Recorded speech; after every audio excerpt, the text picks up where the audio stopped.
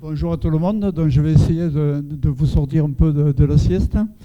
Mon histoire commence, d'abord ça commence mal, oui, commence une certaine année. Donc pour ceux qui sont un peu anciens, c'est l'année où le Rainbow Warrior a eu des problèmes dans le port de Auckland. C'est l'année où Coluche a eu aussi des problèmes puisqu'il est décédé.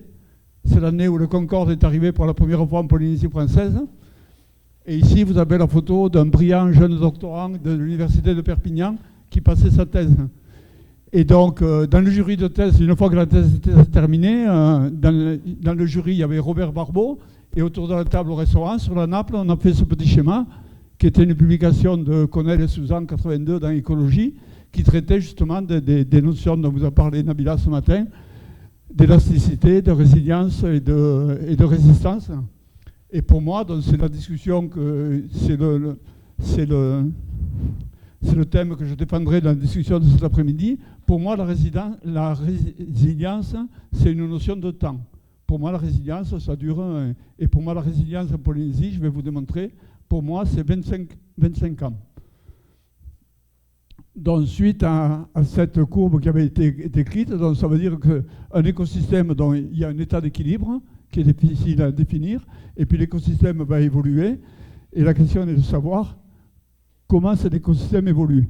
Donc, suite à cette discussion, j'ai mis en place sur l'île de Moorea et sur le secteur de Tiaoura, qui est le secteur de travail de privilégié de Clium, j'ai mis en place des comptages de poissons, à la fois sur le récif rangeant, le récif barrière et sur la pente externe.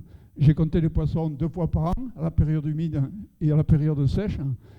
Et je comptais le nombre d'espèces, le nombre d'individus, et je collectionnais dans cette base de données tous les événements qui pouvaient expliquer l'évolution de cette série, c'est-à-dire le pourcentage de recouvrement de corail vivant, la température et les événements catastrophiques exceptionnels qui se passaient.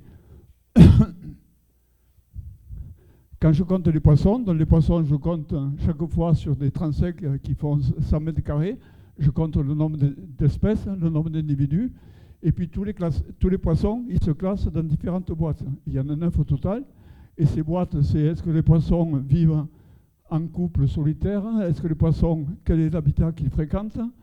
Comment ces poissons réagissent vis-à-vis du rythme nictéméral? Comment ces poissons se reproduisent? Quelle est la taille moyenne de ces poissons? Et quel est le régime alimentaire de ces poissons? Et en fait, est-ce qu'ils sont territoriaux, sédentaires ou mobiles? Pourquoi c'est intéressant d'avoir différentes boîtes? Si je regarde la base de données telle qu'elle se passe, et si je regarde tous les poissons, c'est-à-dire la biodiversité, et pour moi les poissons c'est essentiellement des petits poissons qui font moins de 10 cm, je vois que pour l'écosystème de Moorea, tout se passe bien au cours du temps, l'écosystème est relativement solide et tout évolue dans le bon sens. En revanche, si je regarde le filtre, et là je parle des poissons maintenant qui sont des poissons pour les Polynésiens, c'est-à-dire les poissons commerciaux, là je m'aperçois qu'il y a un petit problème qui apparaît, c'est que les courbes vont en diminution. Donc il y a un problème en Polynésie, sur l'île de Moorea, de surconsommation des poissons commerciaux. Donc revenons-en à la résilience. Dans la base de données, au bout de 35 ans, qu'est-ce que ça donne? On s'aperçoit que sur Moorea, les récifs coralliens ont évolué autour de 2 paramètres qui est une relation proie-prédateur.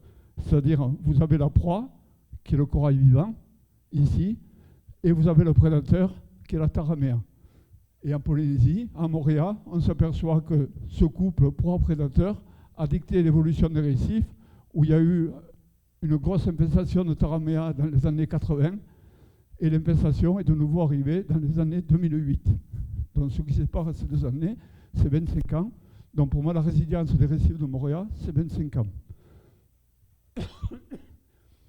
Donc vous avez ce couple proie-prédateur, corail à Cantaster.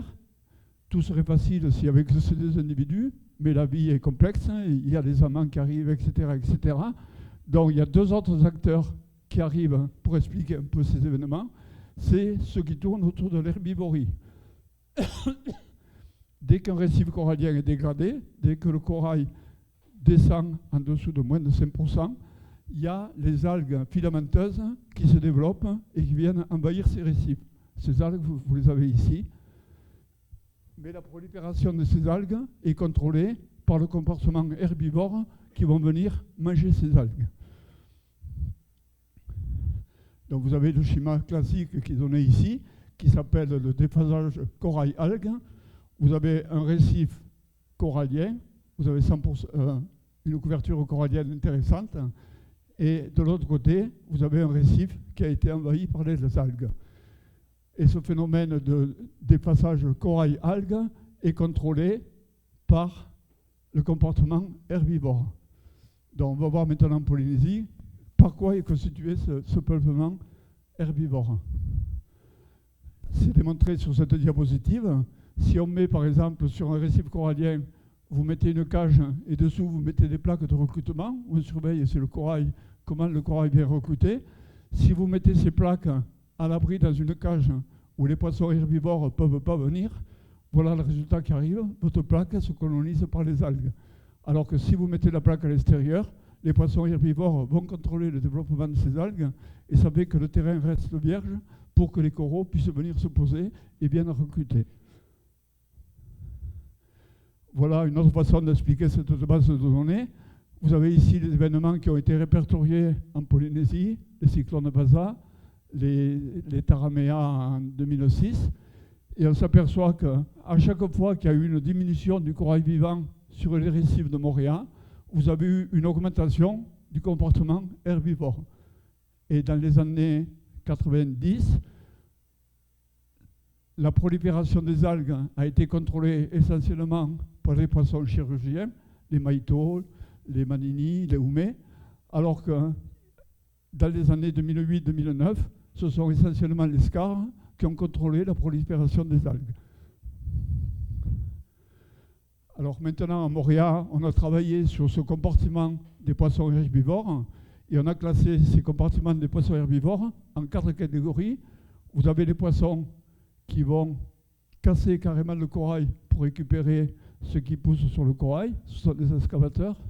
Vous avez les racleurs, qui sont essentiellement représentés par les poissons perroquets.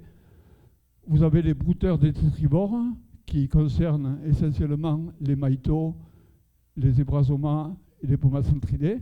Et vous avez les paisseurs, les poissons qui vont aller brouter directement sur les algues et qui vont récupérer toute la macrofaune qui se trouve dans ces algues. Donc ces poissons, dans leur travail de collecte des algues sur le milieu, ils vont agir de façon différente sur le comportement des algues et sur les supports des algues. Donc vous avez les excavateurs qui se nourrissent essentiellement en mordant les substrats durs. Les excavateurs ici, c'est essentiellement représenté par le perroquet à bosse. Vous avez ensuite les racleurs qui sont représentés ici par le Scarus sordidus, qui eux vont se nourrir du substrat algal qui va se poser directement sur les algues sur les coraux une fois que ceux-ci sont détruits. Vous avez ensuite les brouteurs détritivores qui se nourrissent exclusivement du gazon algal qui se pose auprès des patates de corail qui ont été détruites. Et enfin, vous avez tous les paisseurs, les peigneurs, qui eux vont essentiellement se nourrir sur les macroalgues, les sargasses, les turbinaria, etc., etc. Tous ces poissons, dans leur faculté d'adaptation pour aller collecter la nourriture sur le milieu, ont développé tout un système dentaire qui est spécialisé dans le type de fonction qu'ils vont utiliser.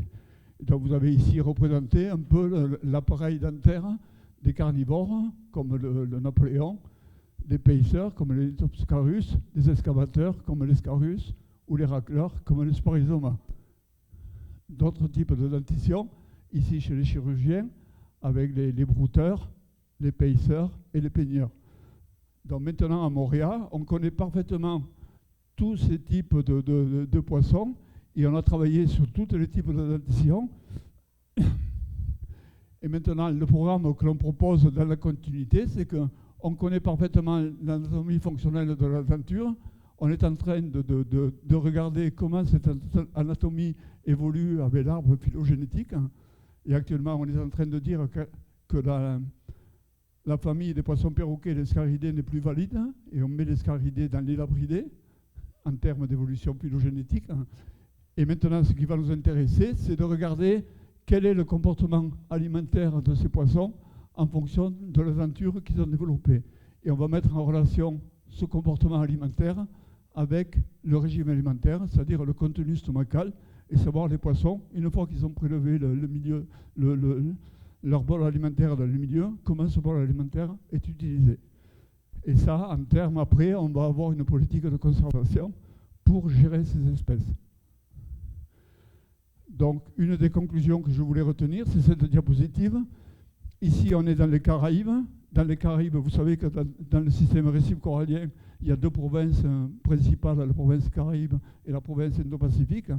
Et dans la province Caraïbe, le milieu est assez dégradé. Et on est déjà, dans les Caraïbes, arrivé à un système pratiquement de récif algal. Pourquoi on est dans ce système de récif algal dans les Caraïbes? Parce que dans le système, dans tout le compartiment de l'herbivorie, il y a les perroquets ont quasiment disparu dans les Caraïbes, les lambis ont été aussi super consommés, ils ont disparu. Les oursins, il y a une maladie pandémique, les oursins ont disparu. Donc ça fait que presque 50% du compartiment herbivore des Caraïbes a disparu. Donc ce qui peut expliquer un peu le passage des récifs caribéens, de récifs coralliens à récifs algal. Qu'est-ce qui se passe en Polynésie?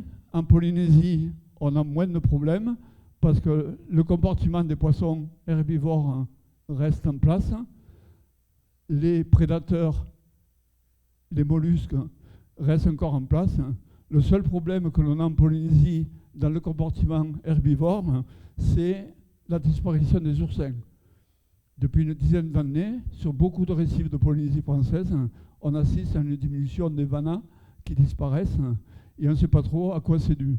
Donc, certaines hypothèses font que les vannas disparaissent suite à ces événements climatiques, trop de pluie, trop de chaleur, etc., etc.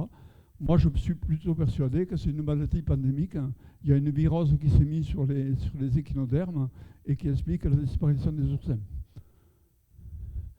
Donc, en termes de conclusion, ma conclusion sera en 3 parties. La première, c'est de dire qu'en Polynésie française, il faut absolument maintenir les zones frangeantes en état, les zones ici de l'affrontement entre la plage et le lagon, parce que les poissons, une fois qu'ils ont fini leur périple dans l'océan, ils reviennent passer 1 semaine à 10 jours près des zones frangeantes. Et donc ces zones frangeantes sont de véritables zones de nurserie pour les poissons. Et si vous supprimez ces zones frangeantes, vous supprimez beaucoup de populations adultes dans les lagons. Donc premier message aux aménageurs du pays, attention, il faut protéger cette zone entre la plage et le lagon. Deuxième message, c'est adressé à la direction des ressources marines, c'est de dire attention, dans le cadre de votre gestion de la pêche en Polynésie, faites attention à bien gérer la pêche de vos poissons herbivores. Évitez que les perroquets ou les houmets ou les houmétaraï, tout ça disparaisse, parce que ces poissons ont vraiment une grande importance sur la structure de la communauté. Et troisième problème, c'est les vannas. Et ça, on ne sait pas trop. Donc les vannas continuent à disparaître. Moi, je pense que c'est une maladie virale. On ne sait pas trop et il va falloir travailler sur les vannas. Merci de votre attention.